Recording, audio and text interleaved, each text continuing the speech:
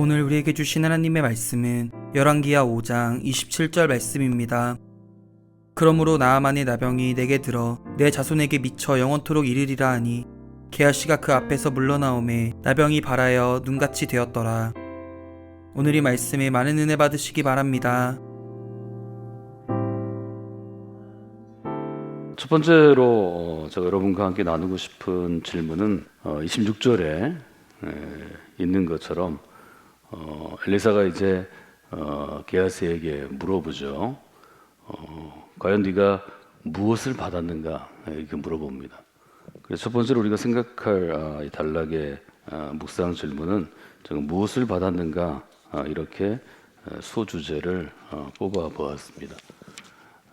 게하시가 이제 나아만에게 구한 것은 은 1달란트였습니다. 근데 그런 사환을 향해서 26절에 보면 엘리사가 지금이 어찌 은을 받고 옷을 받고 감람원이나 포도원이나 양이나 소나 또 남종 여종을 받을 때냐 물어봅니다. 앞에 있는 것들 뭐 은이든 옷이든 감람원이든 포도원이든 남종 여종이든 다 하나로 뭉뚱그리면 무엇을 받을 때냐 이렇게 물어보는 거죠. 그래서 지금 분명하게 무엇을 받았는가 이렇게 우리가 물어볼 수 있는데요. 게하시라는 인물이 받기를 원하는 것이 분명히 있었습니다. 그가 선지자 앞에서 오랜 시간 같이 생활했고 또 선지자에서 무엇인가를 배우기를 원하는 그러한 이스라엘 사람이었을 텐데 그의 관심이 여전히 내가 하나님을 섬김으로 혹은 선지자를 섬김으로 무엇을 받는데 주목하고 있었다는 것을 여러분들이 기억하셔야 합니다. 사람은 자기가 주목하고 있는 것을 대부분 따라가게 돼 있습니다. 내가 원하는 것이 은과 금이면 또 내가 원하는 것이 포도원이면 내가 원하는 것이 남종과 여종이면 그것에 관심을 두고 그것을 더 많이 얻기 위해서 또 받기 위해서 하나님께 충성을 다하게 돼 있습니다. 성경은 계속해서 우리에게 물어보죠. 너의 충성의 대상이 누구이냐도 물어보고 충성하는 이유가 무엇인가도 물어봅니다. 대부분 이것이 잘 바뀌지 않습니다. 아마 이 사람은 하나님을 섬기면서 무엇인가를 받지 못하면 내가 원하는 것이 충족되지 않으면 아마 그날 저녁에 마음이 상하는 사람이었을 수 있습니다.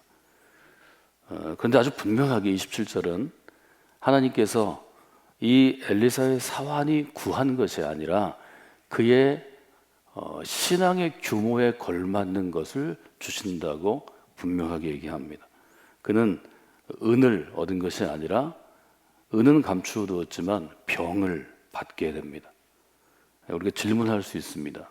왜 하나님께서 이 사람이 원한 은이 아니고 병을 주셨는가? 왜 병을 받게 되었는가 하는 거죠. 그것이 저는 이제 성경을 바라보는 또 성경을 읽는 우리가 해야 할 일이라고 말씀을 드렸습니다. 먼저 우리가 답을 좀 얘기한다면 저는 이렇게 적어보았습니다. 이 사람이 하나님께서 베푸신 은혜를 훼손했기 때문입니다. 제가 이제 훼손이라는 단어를 썼는데요. 훼손은 온전한 것을 상하게 하는 것입니다. 하나님의 은혜는 즉 하나님에게 소속된 것들은 하나님이 훼손되는 것을 아주 극히 원치 아니하십니다. 이 선지자가 나아만이라는 이방 사람에게 무엇을 주려고 했던가 하는 교훈을 좀 여러분들이 생각해 보실 필요가 있습니다. 지금 열왕기하 5장에서 우리가 볼 수 있는 일종의 예수님의 가르침, 신약을 관통하는 신학적인 관점에서 보면 저는 이렇게 요약할 수 있다고 생각합니다. 선물로 주시는 하나님의 은혜입니다. 선물로 주시는 하나님의 은혜가 지금 이 열왕기하에서 우리가 볼 수 있는 아주 신학의 중요한 교훈입니다.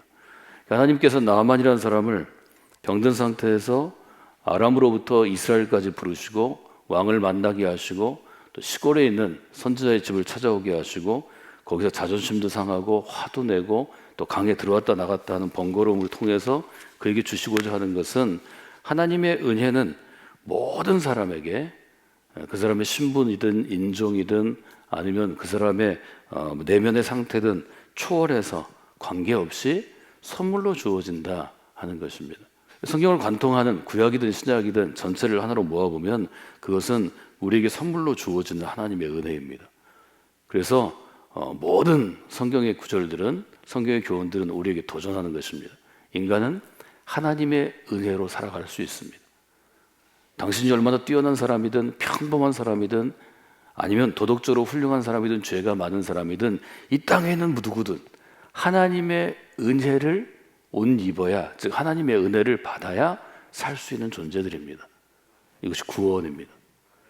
우리의 신앙은 그 하나님의 은혜가 그리스도의 십자가 고통과 그 대속의 은총을 통해서 또 부활을 통해서 나타나신 하나님의 능력을 통해 우리에게 주어진다고 고백하는 것입니다. 그래서 우리는 그리스도교라고 부릅니다. 그리스도의 십자가 은총을 통한 하나님의 은혜의 경험, 이것이 우리의 신앙의 핵심이라고 말할 수 있습니다. 말하자면 지금 열왕기하는 이방 사람이지만 한 국가의 군대 장관이요, 큰 용사요, 장수요, 그 나라의 가장 중요한 인물에게 당신도 하나님의 은혜를 옷 입어야 평화의 삶, 샬롬의 삶, 온전한 삶을 살 수 있다고 도전하는 것입니다. 그래서 그 글을 읽는 우리에게도 이 땅의 어떤 누구도 왕이 됐든 왕 다음에 2인자가 됐든 하나님의 은혜 없이는 하나님의 샬롬, 평안한 상태, 올라이트, 별일 없는 상태를 누릴 수 없다고 우리에게 도전하는 것입니다. 그래서 지금 우리가 읽고 있는 이 마지막 부분에서는 선지자가 이 오랫동안 데리고 있던 게하시라는 인물에게 교훈합니다. 하나님의 은혜를 훼손하지 않아야 한다. 이것은 내가, 선지자가, 하나님 앞에 서 있는 내가 늘 너희들에게 알려주려고 하는 교훈이다. 한 번 더 일깨우는 것이고, 또 하나는 하나님의 은혜를 이용하여 너의 사사로운 이익, 개인적인 유익을 취하지 말라. 이것도 내가 보여준 것이다.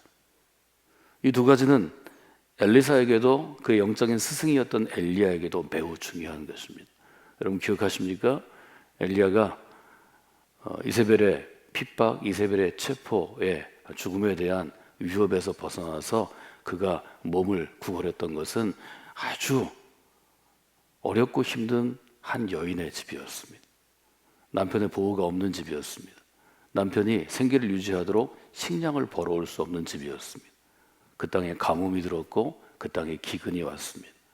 그에게 남은 것은 이제 마지막 빵 한 번 지어 먹을 밀가루 한 움큼과 기름 몇 방울이었습니다. 하나님은 거기서 몇 달을 살게 하십니다. 엘리야에게 그때 뭘 가르쳐 주실 거예요? 그 마을에도 부유한 집이 있었을 것입니다. 곳간에 밀가루가 가득 찬 집이 있었을 것입니다. 기름을 아주 통으로 아주 큰 장독대에 갖고 있는 집도 있었을 것입니다. 그러나 엘리야는 그 어렵게 된 홀로 된 여인과 그 아이와 함께 밀가루 한 움큼을 매일 나눠 먹기 위하여 매일 간절하게 무릎 꿇어야 했습니다. 하나님 오늘도 우리가 먹을 양식, 일용할 양식을 주시기를 원합니다. 그 몇 달 동안 뭘 배웠을까요? 하나님의 사람은 하나님의 은혜로 살아간다는 것을 배우게 된 것입니다. 아주 분명하게 하나님의 은혜의 본질적인 의미를 엘리야나 엘리사는 붙잡고 있었고, 그것을 함께 사역을 함께하는 사역팀들이나 아니면 제자들이 붙잡기를 원했을 것입니다. 아마 게하시는 유다가 12 제자와 조금 다른 성향이 있었던 것처럼 그것을 좀 더 개인의 능력이나 인간적인 방법에 의지했을 가능성이 있을 것이라고 저는 보았습니다. 게하시를 보면서 저는 예수님의 제자 중에 유다의 똑똑함과 현실적인 감각과 그가 가지고 있는 비즈니스의 수완을 한번 생각해 봤습니다. 아마 이 인물이 그런 사람이 아니었을까. 내 계산과 내 능력으로 목회를 혹은 하나님의 일을 감당하고자 하는 이 선지자 지망생에게 혹은 선지자의 제자에게 값없이 주시는 하나님의 은혜로 살아가라고 정말 중요한 교훈을 내리시는 것 아닌가 하는 것을 다시 한번 돌아보았습니다. 값없이 주시는 하나님의 은혜 없이 살 수 있는 그리스도인, 구약에서는 이스라엘 백성은 한 사람도 없습니다. 이스라엘 왕도 그렇게 살지 못하고 포로로 잡혀간 어린 소녀도 살지 못합니다. 매일 아침 여러분이 새벽에 하나님께 나아가시면서 기억하실 것은 여러분이 기도할 수 있는 것입니다. 하나님 오늘도 하나님의 은혜를 제게 주시기를 원합니다. 그 은혜로 옷 입을 때 제가 오늘 하루의 삶을 살 수 있습니다. 여러분이 기도하실 때 하나님의 은혜가 우리에게 주어질 때 우리가 어떤 그리스도로 살 수 있는지를 여러분이 아주 분명하게 배우실 수 있습니다. 또 하나 이제 우리가 볼 수 있는 것은 27절의 주제로 돌아가면 게하시와 나아만 둘을 비교할 수 있다는 것입니다. 두 번째 여러분이 생각할 수 있는 것은 캐릭터, 등장인물의 비교입니다. 게하시와 나아만의 인물을 비교할 때 전 첫 번째 단어로 반전이라는 단어를 선택해 봤습니다. 반전이라는 단어가 있죠. 이 반전은 뭘 얘기하냐면 일의 형세가 뒤바뀌는 것을 의미합니다. 여러분이 사전을 한번 찾아보시고 또 영어나 다른 언어로는 어떻게 쓰여졌는지를 한번 보시면 좋을 것 같습니다. 상황이 반전이 되다. 또 여러분 신문에 보시면 요즘에 우리가 아는 것 중에 국제 수지가 있습니다. 그래서 수출과 수입 또 수지가 나아가고 들어오는 게 있는데 우리 같은 수출 중심의 어려운 국가에서는 국제 수지가 굉장히 중요합니다. IMF 외환 위기도 달러 보유고가 우리가 충분치 않았을 때 오는 급격한 환율의 변동으로 아주 큰 홍역을 저희가 치루었죠. 이런 일은 언제나 우리나라에 올 수 있는데 이 국제 수지가 적자로 반전되다 혹은 국제 수지가 흑자로 반전되다 뭐 이렇게 쓸 수 있습니다. 게하시와 나아만의 그 상태를 저희가 비교해 보면 게하시는 이 사건 이후에는 건강한 사람이었습니다. 지금 이 열왕기하의 언어로 보면 샬롬의 상태였습니다. 평안했습니다. 나아만은 엔샬롬, 평안하지 않았습니다. 평안하지 않은 이유는 병이었습니다. 나아만은 병으로 고통받는 사람이었습니다. 근데 이 사건 이후에 애프터의 상태를 보면 게하시는 엔샬롬, 평안하지 않게 됩니다. 여기 보면 아주 분명하게 얘기하죠. 그러므로 나아만의 나병이 내게 들어 내 자손에게 미쳐 영원토록 이르리라. 나아만이 받고 있던 병이 게하시에게로 옮겨간 것입니다. 그리고 게하시가 누렸던 건강한 삶이 나아만에게로 간 거죠. 게하시와 나아만이 급격한 반전을 볼 수 있습니다. 나아만의 상태는 어떤 상태인가 하면 지금 병으로 고통받는 상태입니다. 병에 침이 있습니다. 무엇인가 나를 누르는 삶, 무엇인가 나를 얽매이는 삶, 무엇인가 나를 옥죄는 삶이 평안하지 않은 상태입니다. 그것이 일종의 엔샬롬의 상태입니다. 지금 게하시의 상태는 평안한 상태였습니다. 그런데 이 두 상태가 급격히 바뀌어졌다. 그래서 반전의 삶이다. 그렇게 생각을 하시면 좋을 것 같습니다. 두 번째 단어는 역전이라는 삶입니다. 반전과 역전은 의미가 겹치는 부분이 있는데 한자어로 좀 쓰면 조금 뉘앙스가 다릅니다. 그래서 반전과 역전이라는 그러한 단어를 좀 써보면 좋을 것 같다. 저렇게 생각을 했습니다. 이렇게 표현할 수 있겠습니다. 어떤 역전이 있었나요?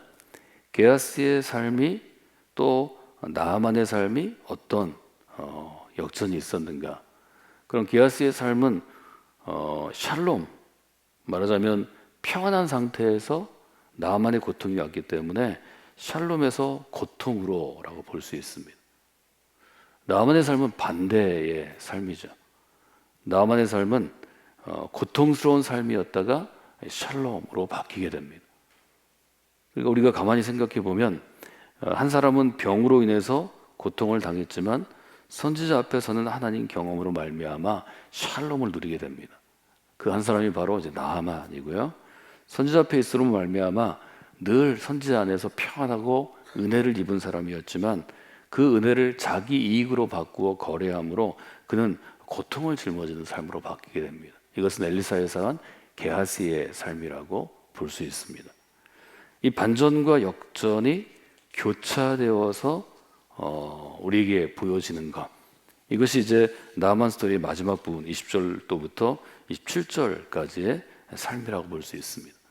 하나는 반전의 삶, 하나는 역전의 삶, 이렇게 여러분들이 돌아보시면 좋을 것 같습니다.